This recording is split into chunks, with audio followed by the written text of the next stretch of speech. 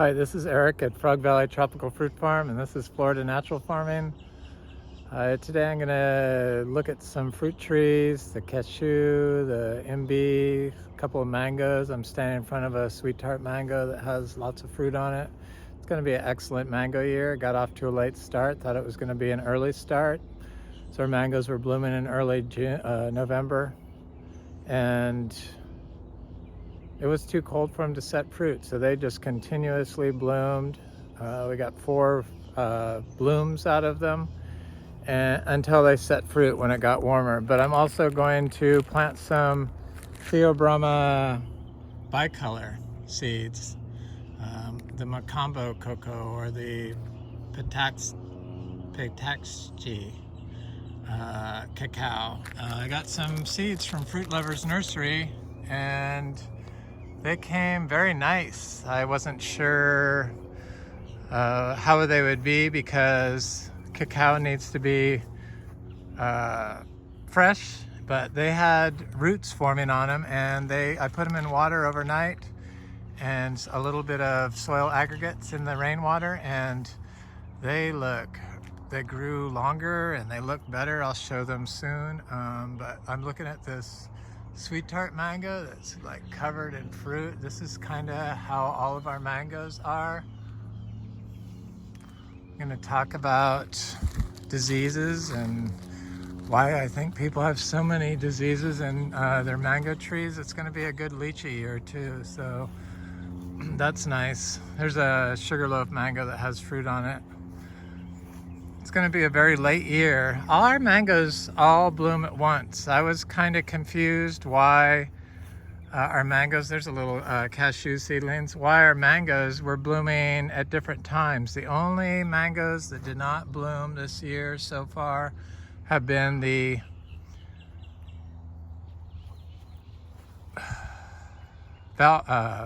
Valkyrie.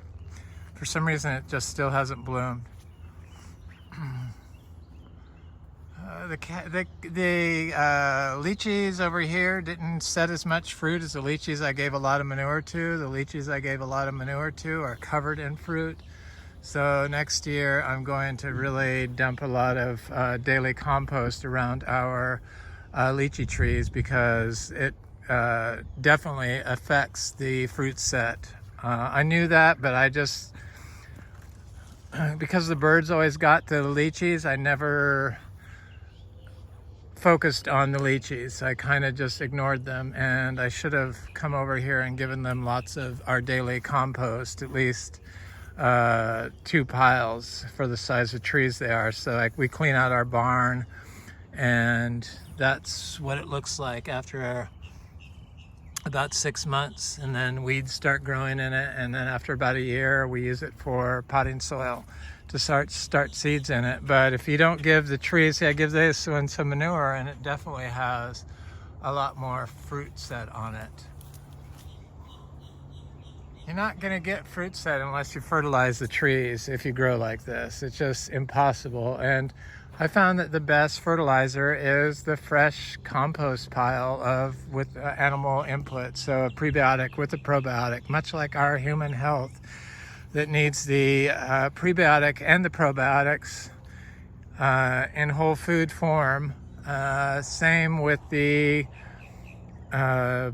plants and the soil life. They like the prebiotics, which is stuff like this, chop and drop, or dead wood, and then the probiotics, which in our case is the manure, the miniature zebu manure. Here's a Valkyrie tree that none of our Valkyrie trees even started new growth. It's just very odd, and planted in different areas, but they're all doing the same thing, whereas all of our other mangoes have flowered, except for maybe 1 or 2 random trees that I forgot to give daily compost to. Here's another lychee tree. So we are like starting to be a cashew farm. This is our big mother tree of our cashews. Cashews around the world, 97% of the world's cashews come from small lot farms that are seed grown cashews. I've done links to this study before. It's online. In my cashew video, I have a link to it. I'm not going to do a link to it in this study. I mean, in this video. But the cashews, they choose for the trees that produce the best fruit. The yellow trees produce more fruit than the red trees, so that's mostly what is grown. Only the big industrial farms mostly only use grafted trees, but 97% of the world's cashews come from small lot farms that grow from seed. So this is a seed-grown tree, and it produces a lot of fruit. And what they've said in the past is they don't like the rainy season, but I found the complete opposite to be the case. So there's a little rabbit in there. Hello, bunny. I see you. There's no little trees in there. Our trees don't start setting fruit until we get the rainy season. So a lot of the information that I've been told or I've read, secondhand knowledge, or even from institutions, all say that cashews need a dry period or prefer a more dry area to produce. But ours produce when it rains, and we got rain last night, so I imagine these will set fruit. But we dry farm, so we're growing differently than other people. We grow naturally, but the entire tree is covered in blooms. This tree produces so much fruit, it is insane. It produces like 35 fruits, and that wasn't when it was a smaller tree last year. 8 per day for weeks on end, like 6 weeks straight. It's amazing. So I got like 200 seedlings of that planted. The jackfruits are doing excellent too. These are dry farm jackfruits. These yellow leaves are what happens when we go through a drought period. They start dropping their older leaves, and that's to be expected. And the same thing happens on mangoes that get fungal issues or stuff like that. It just takes out the old leaves. But I've never had an issue getting fruit set when I apply our daily compost or the zebu manure at least once a year on fruiting trees. And this tree has quite a bit of fruit started on it. I saw it a second ago, and now I can't see it, but there, right there. It's a seedling jackfruit tree. I can smell it, so I know there's more, but where is it? Where are you? But anyway, I know it's on here. I've seen it. There's some. Here's one, the old one, male flower. But they seem to do just fine without watering. Here's more of our lychees.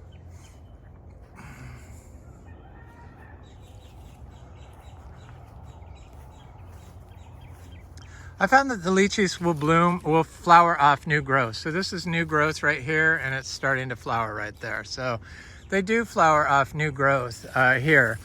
And just like the mangoes that send out new growth, they flower also. And most places say that the lychees, if they send out new growth, they're not going to flower, but that's not been our case.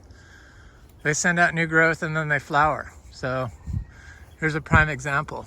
This was flower or leaf, and that was flower, but it did not set fruit for some reason. Probably because of the drought would be my guess.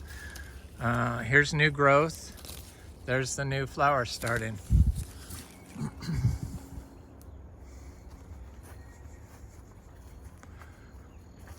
They would like to get some water, but we've not watered these trees, and they seem to be just fine. It's got little lychees on it. This is new growth right here, and then it flowered. This is new growth, and then it flowered. Complete new growth. So it sends out the new growth. You could see here, new growth. And then probably it's setting out flowers. I could see the flowers starting to form on it. So it's definitely different than what other people have said, that if they flush, they don't flower, which isn't the case. In fact, they tell you to chop the flowers, the leaf, the new growth back, and then they'll bloom. But I found that that's not necessary. That's why I do these videos, because it seems so much information I read or hear about is just completely different than what's going on here. And that's why I share this, my experience, to try to help people grow sustainably and to show what's going on here, and with video proof. So people cannot create their own narrative. Well, they do try to create their own narrative of what goes on here, which is another reason why I started doing these videos. Here's jackfruit. This tree has produced fruit every day every month this year. So this is a diamond mango, and it's got quite a bit of fruit on it. And this is a sweet tart mango with quite a bit of fruit. The other side is better. It was in a full bloom in the beginning of November. I thought for sure that our mangoes were not going to set fruit this year, but we got fruit, little tiny fruits setting all over it. I can see them. And we have fungal issues. We don't worry about fungal issues. They come from the nursery with fungal issues. If you have fungal issues on your mangoes and you're being affected, if your fruit tree is being affected by fruit set, they can overcome it. But if you've not used regenerative farm practices, then your tree cannot elicit an immune response to the fungal pathogen. So you probably have to continue using copper and sulfur, which is what they recommend. But I haven't found that our mangoes are affected by, our mangoes fruit set are affected by wood storks in our pond. I love them. Affected by powdery mildew. I've shown these mangoes full of powdery mildew, and there's tons of fruit set. Lots of sapodillas on this Silas wood sapodilla. So here's a sweet sugarloaf mango. Sugarloaf blooms all down its stems, much like a Jaboticaba would do. I don't know if this one's doing it. So it blooms at the tips and it blooms on its branches also. So at the tip, the branch, all the way down its spine. There you go again. There's the branch down the bloom on its branch. There's the bloom on its tip. It's very interesting because I didn't think that was possible either. So here's a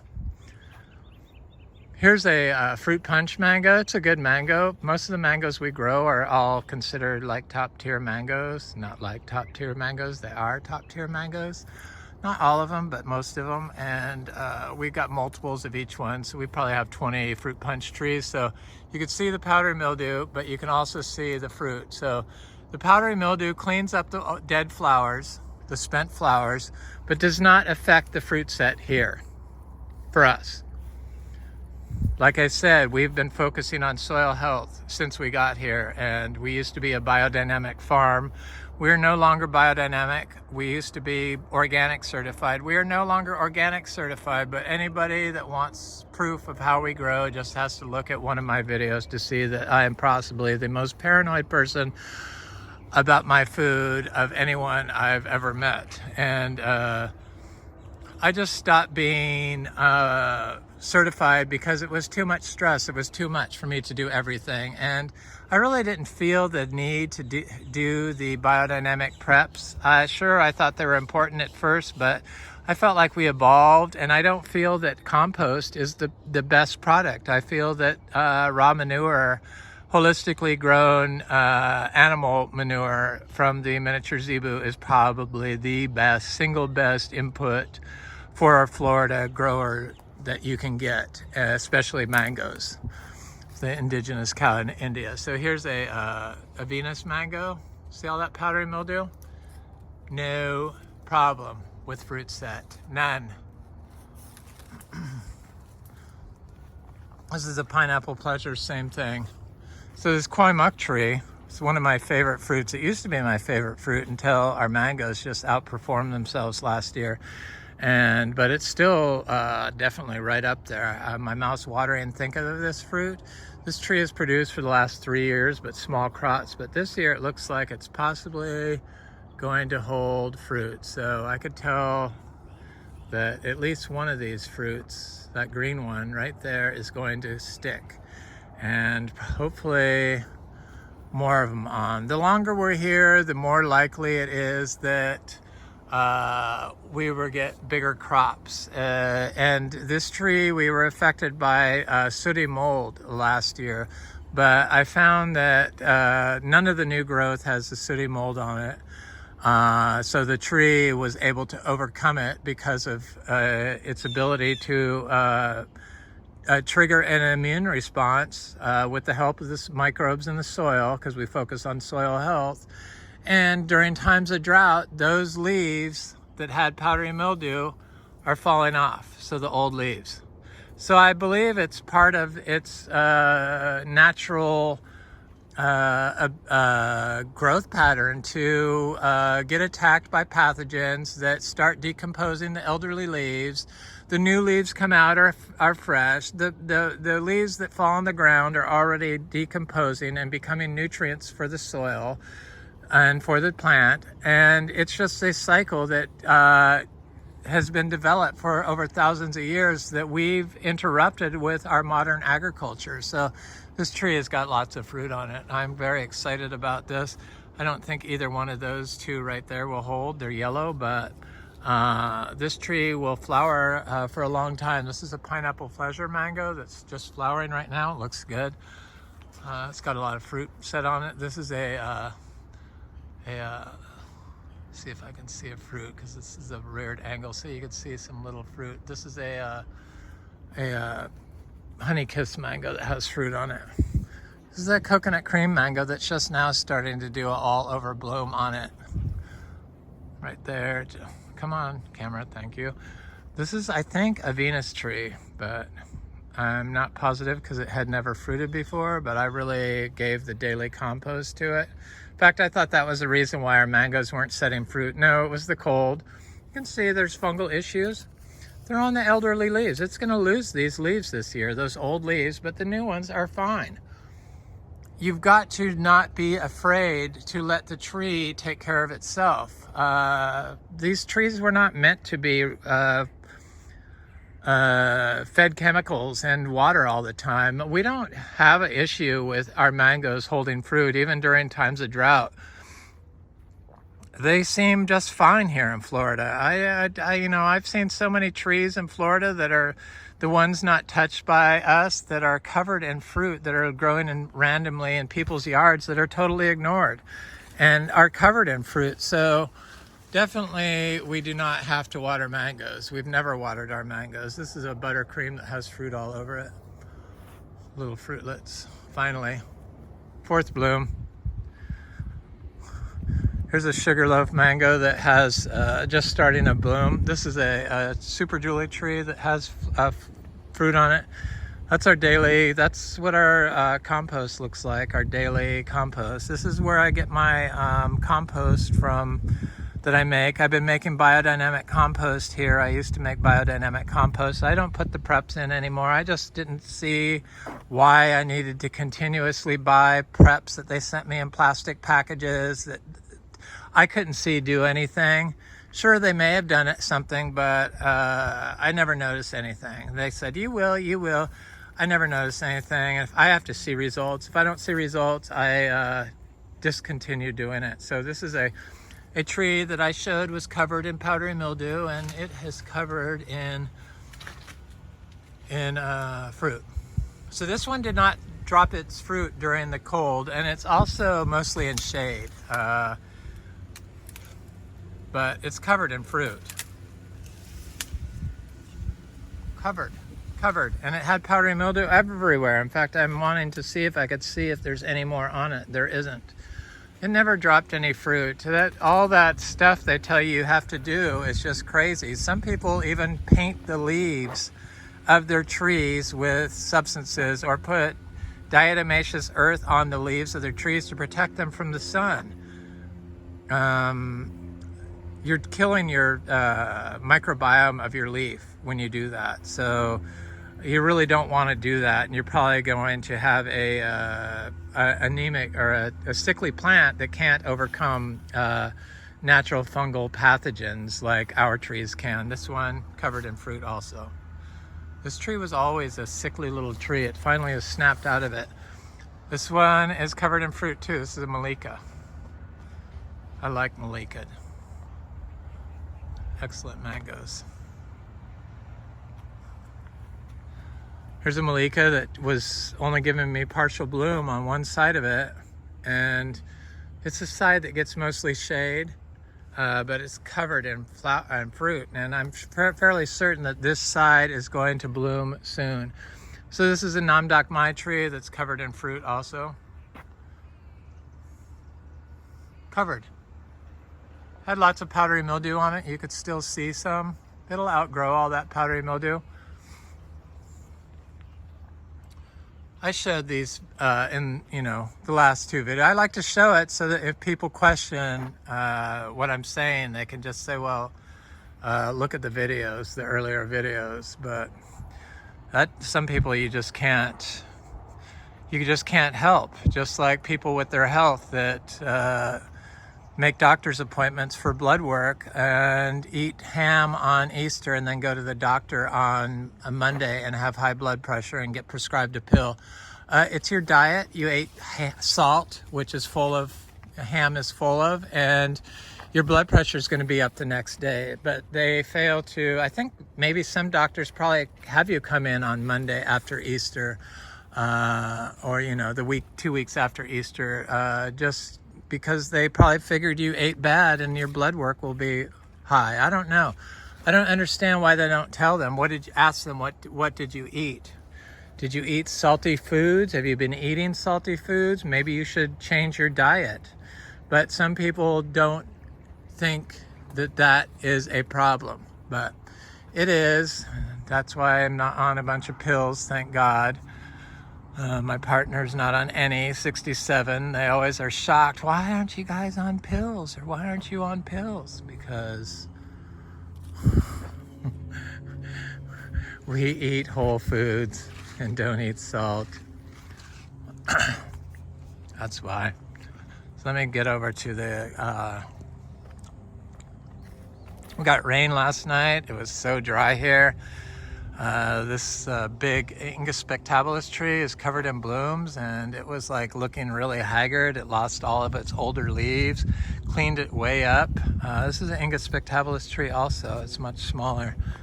And but I know not to get afraid. I might as well look at this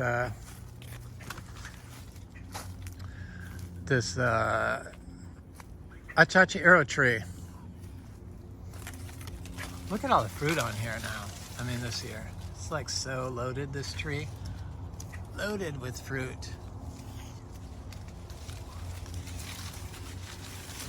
Still flowering. Yay.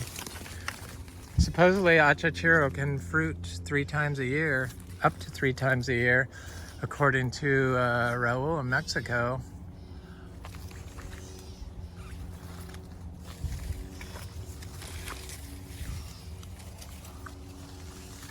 The first year that Achachairu did drupes of fruit like this. Usually it's just one, like right there.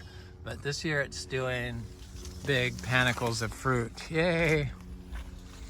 We still have black sapote, but I'm waiting for them to ripen on the tree. So this is a black beauty black sapote, and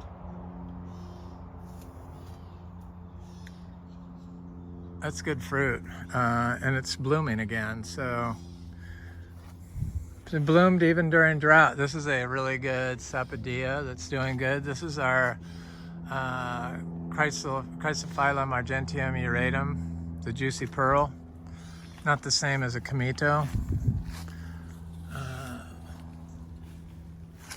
but in the same, they still call it a star apple. Or yeah, star apple. This is a Oscar's giant purple star apple.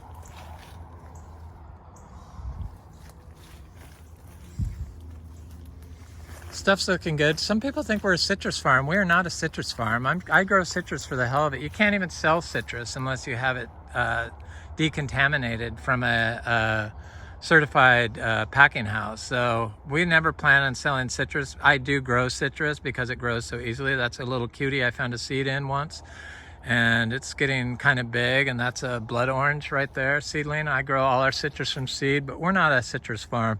We're just biodiversity. That's what we have. So this is a June plum. They're good. I like June plums. We're Achachairu farm. We're a cashew farm. We're a cacao farm. We're a multi-species farm, biodiverse. And we grow everything naturally. Dry farm it. Dry farming is not for the faint of heart. If you can't handle a tree that looks drought stressed, then probably you couldn't grow this way, would be my guess. But trees don't die from rain unless you've been watering them all along, and then all of a sudden you cut them off. Then they would die. But when I plant these trees, I don't water them. So here's another Kwai Muk tree, and this tree is a seed-grown tree, and it has produced one crop for us, one fruit, one time, 2 years ago. And last year it didn't even bloom, but we had a back-to-back droughts, but it got a lot bigger in that time. The rains returned, but it's flowering right now. That's going to drop off, but it looks like the others are going to form, maybe. Hopefully it will fruit more than one. I'm sure probably it will. Here's that sooty mold, and these leaves are falling off. So you can see these are already turning yellow. So because of the drought, there you go. That's what it does. All those leaves down there, those were the leaves that were covered in sooty mold. That when the drought came, because it hadn't rained in a few weeks, they start falling off. But the fruit is fine. The fruit set is fine. In fact, I think that Kwai Muk prefers a dry to set fruit, because it always sets fruit during the drought, and then it rains really hard, and then the fruit would drop off. Here's a seedling Kwai Muk tree. Looks good. My rare aroids are doing good. There's a Thai constellation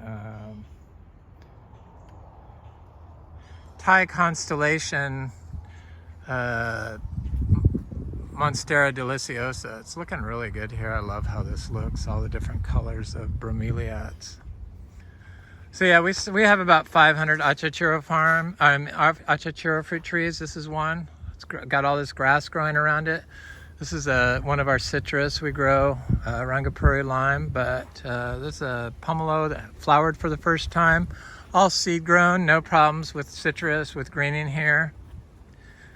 It's not the oak trees, it's a combination of things. It's the holistic approach to farming, the regenerative way. And I feel compaction was the biggest issue here, because this was all lawn for 50 years, and they used heavy machinery to mow it. And everything was compacted white sand, and I started planting. We didn't have any well hooked up. So this is an Ingus spectabilis. This is an Ingus spectabilis. We did not have a well.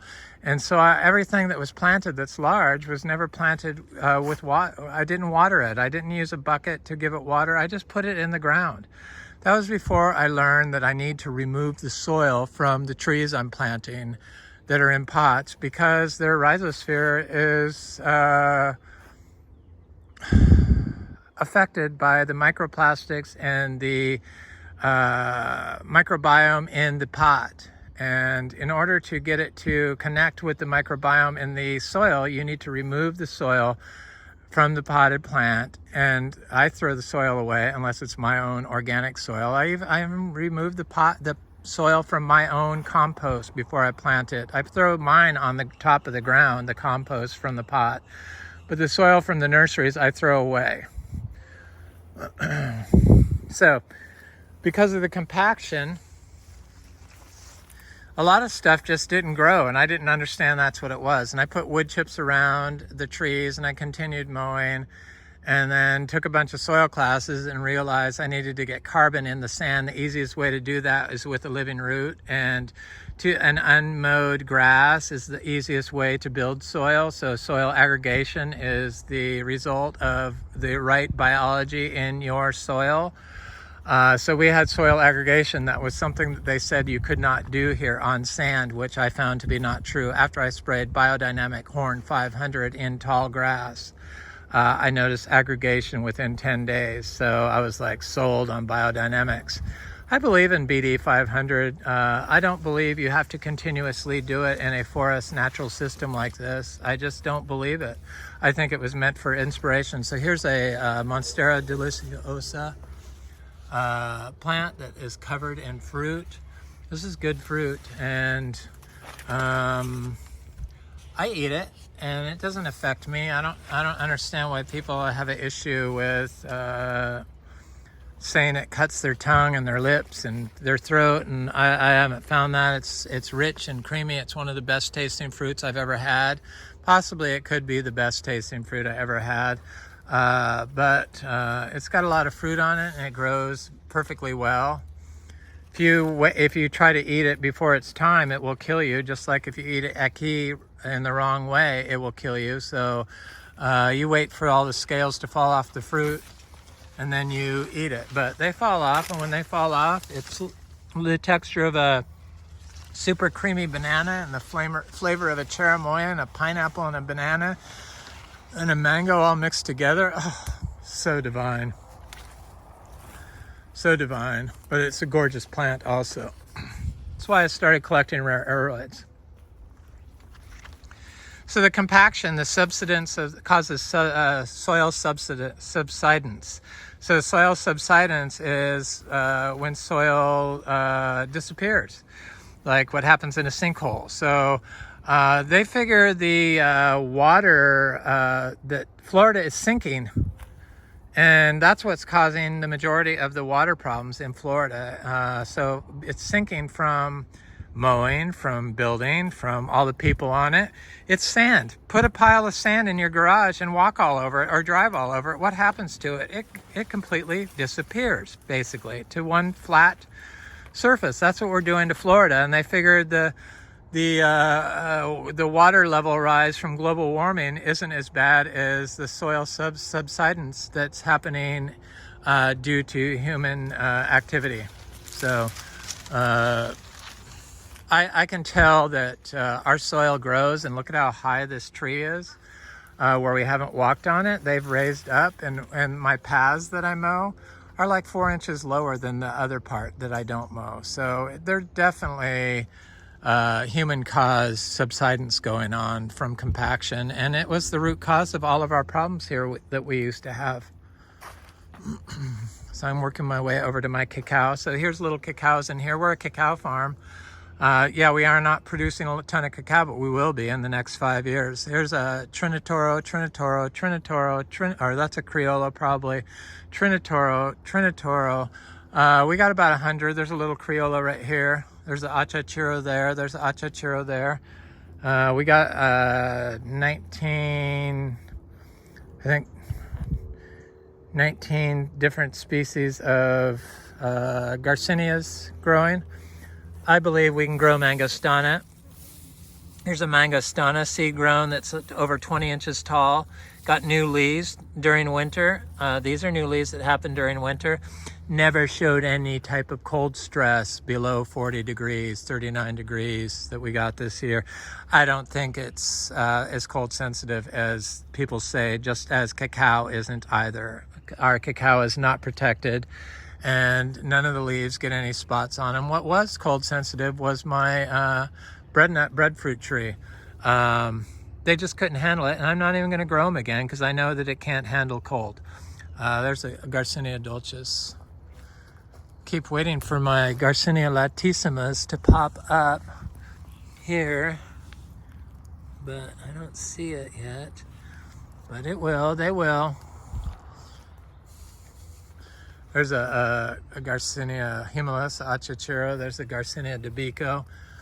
I like to plant them all next to each other because I want them to cross-pollinate. Here's the Platonia insignis. Did not mind the drought whatsoever. This is it right here. Fruit sounds, or the description of the fruit is very nice. It's growing right next to this citrus, growing right next to this Garcinia livingstonia female tree. This is a a rose apple. This is a African peach. I'd like to be an African peach farm, so I need to start air layering these and plant them around because the fruit looks just simply delicious to me. There's a little cacao. Here's one of those seedlings of the Primo Selecto from Bolivia, of the Achachairu that Raul said produce fruit 3 times a year, right there. I planted all my Achachairu, my early Achachairus, in full sun. They're all the largest trees. All of my Garcinias that are fruiting were all planted in full sun without watering. Trees are gonna die. Sometimes they die. You can't do anything about it. Could be voles, could be all kinds of things. Could be rabbits getting it. Here's a petalite tree that survived winter without any cold stress. Right there. I got this barricade to keep rabbits away from it. These are my rare aerides. This is Anthurium capulospathum. It looks great. No problems. So much easier not having the stress of having to water things. Because when you think that you are needed to make the plant survive, then you get stressed out. Well, should I water? It's kind of like a guessing game. It just is ridiculous, especially since they grow and produce without any water assistance from me. This is a meringue tree that's seed grown that I have the barricade around to keep the rabbits from getting it. They got my other meringue and I don't want them getting that one. These are my little, I water stuff in pots, rainwater only. My Wampy, the pink one. And I was wondering what this seedling was in here. My friend Scott was here and he goes, that's a coffee seedling. He gave me some coffee, gave me some seeds, and I'm like, oh, thank you. I was thinking it was something I bought and put in there. So here's our cacao. I have somebody that wants a cacao.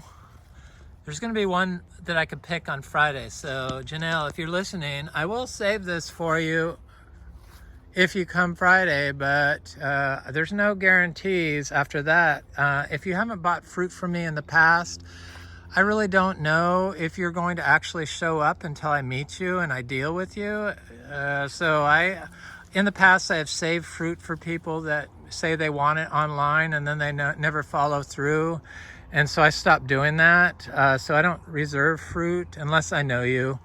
And so this is our Theobroma Cacao yellow ribbed that has produced seed grown from a tree that I fruited in Brevard County that's still fruiting, I believe, but may have perished because they removed all the support plants.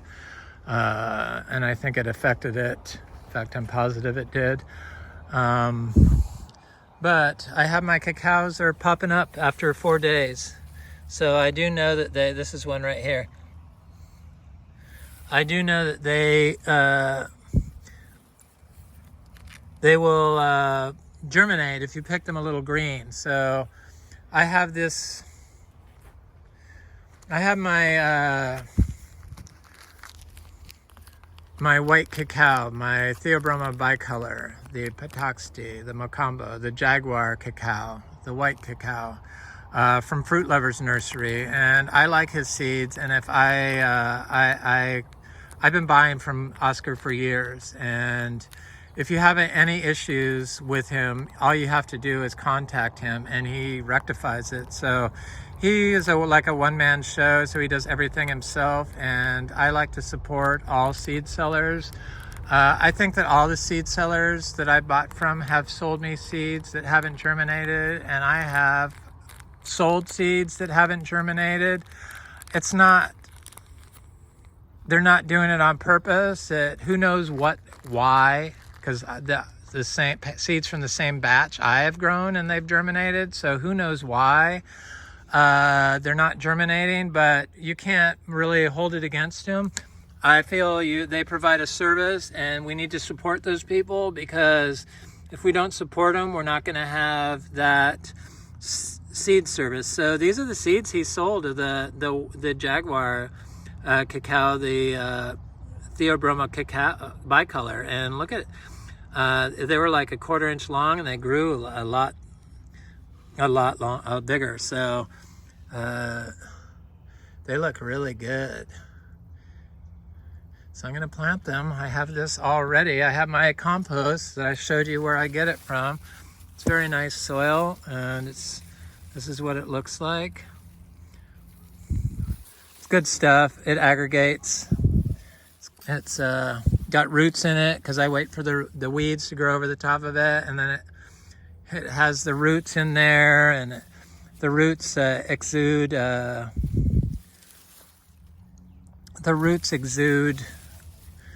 exudates and enzymes. So that's all an important part of compost. That's my whole issue with the whole compost thing, because the compost they push is a thermophilic compost, which is turned and highly disturbed because they're paranoid about having the wrong biology in there. But the soil will take care of the biology if you leave it alone. And then they push like the Johnson Sioux bio composter, which they wrap in plastic, which, you know, shade cloth, which goes right into the soil. And we do know that the soil, the plastic transfers into the soil. So the microplastics then get uptaken by the plant and affect the microbiome of the soil, of the soil and the rhizosphere of the plant. What I have done, and I'm still doing, is I'm using this plastic buckets. I need to get rid of these. Removing plastics from the system is really hard. I mean, it's just next to impossible. In fact, I think it's just it's everywhere. So that's how I do my cacao. These are my other pot of cacao right here that I don't see any coming up yet, but maybe I do. Yeah, there's one coming up right here. Huh. I see it right there. So they are viable seeds when they're green, picked a little green. I was worried about that, and you know, it's only been 4 days, so they grow really quickly in compost. It could be your potting soil. The just directions on the seed. This is another thing they say. You know, he used to. Did he change it? Oh no, he changed it. It used to say, he used to have on there, use sterilized potting medium, but he's removed that, and because that goes against what we do. And he does say not to use chlorinated water or salty water. Yeah, I use rainwater for all my pots, and but don't use sterilized potting mix. Like it's coco coir, I think it's the worst substrate there is. And my particular seeds that are used to growing in biology are going to come with a seed coat that has a microbiome of biology on it that should be all it needs for the root zone of your plant. But if you're growing in like peat, it's just not good. Or peat, or starting them in napkins or in bags, you know, the seeds to get them to root. I don't know. I just don't embrace that. They need to go in soil, and preferably they need to go in compost. And if you can't make your own compost, which I don't understand why everyone can't make their own compost, then you need to buy the best biological compost you can find. And with all the marijuana growers out now, that shouldn't be a problem. But my camera is like acting up now for some reason. Maybe the lens got dirty. No, but I see it's all fuzzy. It's been good, but I guess that's about it. I'm gonna wind it up since it's doing this weird,